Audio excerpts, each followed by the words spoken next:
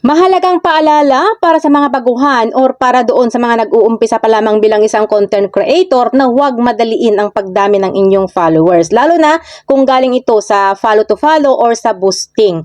Yung magbabayad ka lang ng tao para lagyan nila ng followers yung account mo. Mag-ingat po kayo dyan guys. Dahil nga account po ninyo ang mapapahamak kapag ginawa nyo ang mga yan. Dahil kapag nasobrahan at na-detect yan ng system, maaaring magkaroon ng shadow ban yung account ninyo or pagbaba ng engagement mo. Dahil nga yung followers na yan na galing sa boosting is fake account po ang mga yan. At kapag galing naman doon sa follow to follow, bababa din ang engagement at views mo. Dahil nga hindi po lahat ng mga nag-follow sa atin na galing sa F2F is manunood sa mga videos mo. Karamihan talaga is hanggang follow lang. At nakakababa rin po yan guys ng visibility kapag nasobrahan ninyo. At kapag palagi kayong nare-restrict, bababa din yung visibility nyo. Kaya dapat iwasan po natin ang mga ganito.